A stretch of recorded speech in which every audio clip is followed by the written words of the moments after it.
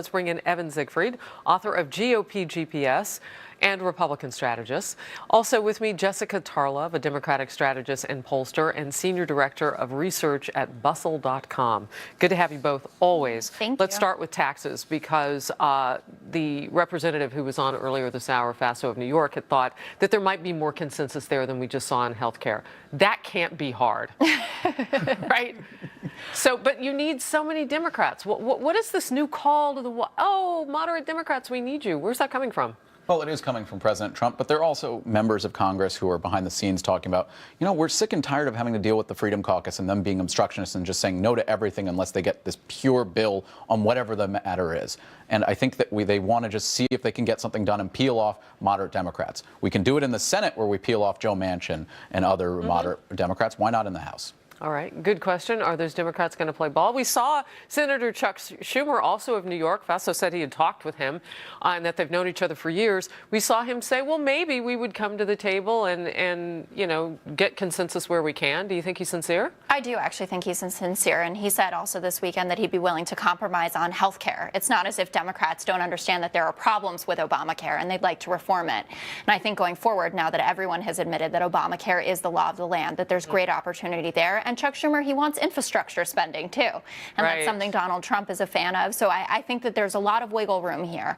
And, with Trump having kind of blown up the normal business as usual on the Republican side, I think there is a lot of opportunity. I want to show you. Now, we showed a little bit of this with the congressman who was on earlier. Can we pop up that President Trump tweet and just let it sit on the screen long enough to really take it in, because it is about Obamacare exploding and what would happen in terms of piecing together a great health care plan for the people. Do not worry. The importance of this is that this is a double-edged sword. You just talked about how Republicans have gotten hurt on this. Democrats, too. They have got to come to the table because they will own this. It still has President Obama's name on it.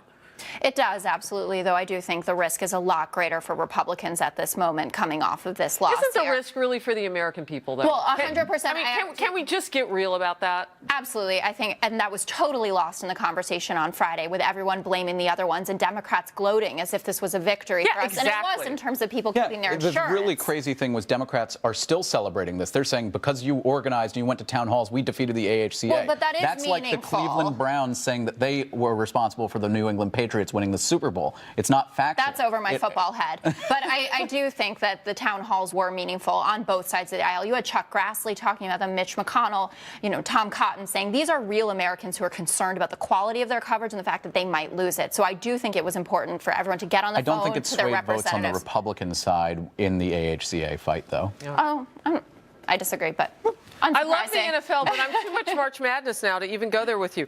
All right, so before we do all this kumbaya, Chuck Schumer is amazing and blah, blah, blah, blah, blah. Remember, he's going to press for a filibuster. And Jessica, I've heard you say with regard to the Supreme Court nominee, Neil Gorsuch, this may be as good as it gets for Democrats. They've got to step up. What's Senator Schumer thinking? I think that he's listening to the far left of the party, and I think it's unfortunate when you have people like Claire McCaskill and Heidi Heitkamp out there publicly saying that they're concerned that they're going to be challenged from the left if they don't go full tilt against Gorsuch. Wow. You have a big problem. I mean, we have senators to protect who are in red states where Trump won by big margins. And Neil Gorsuch is as good as you're going to get. Listen, I wish it was Merrick Garland. And I think that's what would have been fair. That's how procedures should have worked. But we got gamed, and now we have Neil Gorsuch. And I think this is not a fight that we need to have. They're more important. She's got some football in her, okay? We got gamed. Let's watch Senator Lindsey Graham on this very topic. Go. Here's what I would tell my Democrat friends. If you can't find the courage to vote, to give this man 60 votes, we cannot find a better person for you to vote on as a Republican. Then you're letting the Senate traditions go away. You're giving in to political demagoguery. You're letting the country down. Do Democrats risk being the party of no? Oh, risk. They are being the party of no. They're saying, no, we're not going to confirm Judge Gorsuch, and we're going to filibuster until our dying breaths. When you actually go out and look at what Judge Gorsuch said in his confirmation hearings and compare the transcripts of his answers to all of the questions to the transcripts of the confirmation hearings of Justices Kagan and Sotomayor, they said the exact same things. It's, I'm here to be an umpire and call balls and strikes.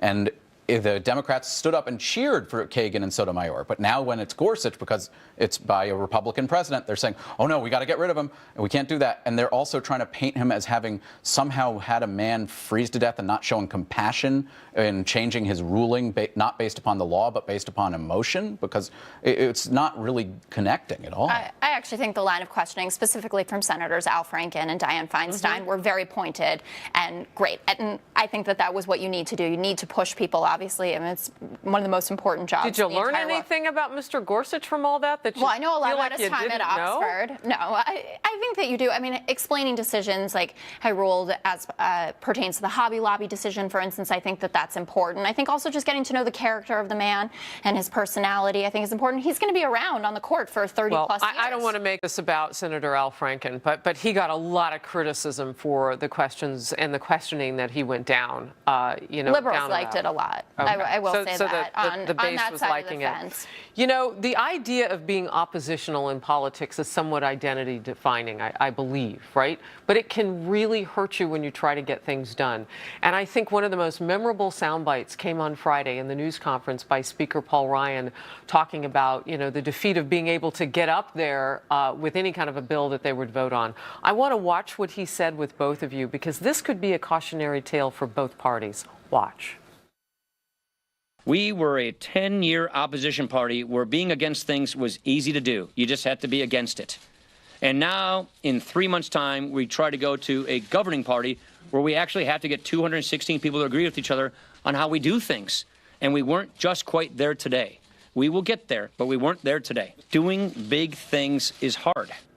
Yeah, governing is hard. Jessica, Go you figure. shared a couple of weeks ago in a very eye-opening moment. I saw a lot of feedback on social media, a really raw moment where you said these are the lessons that you can learn from Democrats' mistakes. Since Friday now, we have seen they're going to come at this again. There are reports this weekend that Republicans are going to put something together. The president basically is challenging them. Right. What would you say moving forward? Well, that I think there can be tremendous compromise here. I think, first of all, what happened on Friday highlights how strong of a leader actually Nancy Pelosi was in being able to get Obamacare done. I don't think that she got enough credit for that at the time. But she certainly didn't try to make anybody read the bill. I'm not being sarcastic. No, I know she said, let's pass it and find out what's in it. Absolutely, but I mean, the Republicans have control of both the House and Senate. They couldn't get this done. Paul Ryan for weeks has been saying that they had the numbers, and then they didn't end up having it. So it is a testament to how difficult it is to do this. And I think looking to moderate Democrats, especially in these red states, is the smart way to go. And I hope that he'll take that to heart, and President Trump. All right, real quickly, Evan, before I let you go, the Freedom Caucus, I'm curious as to their role inside your party. Representative Ted Poe has left from the state of Texas his membership in the Freedom Caucus, saying, I want to be able to be part of not just saying no, but taking the harder role of leading with the GOP, coming together. Your thoughts? Well, I hope he can, and I hope that the Freedom Caucus will follow Ted Poe's lead, and they can still remain in the Freedom Caucus. Well, they can't follow his lead because they'd all have to leave the caucus. That wouldn't be the worst thing to happen to the Republican Party. We'd be able to pass a lot more legislation. But I think that it's important that we have members of the House, be they in the Freedom Caucus or not, who are willing to talk about and make compromises, because if we don't do that, it's the American people who suffer. Do you think that they were important in the part that, well, it didn't go through as a bill as such, but at least it got the conversation going? How do you see them in your party? I mean, we've had the same conversations about the Tea Party members as well. I see them, I see them as very principled members of the party. However, they have to know when to back down, and they have not been able to do that. They basically ran John Boehner out of the speakership. They've been talking about now trying to replace Paul Ryan. Last Friday night there was the repeal and replace Ryan movement.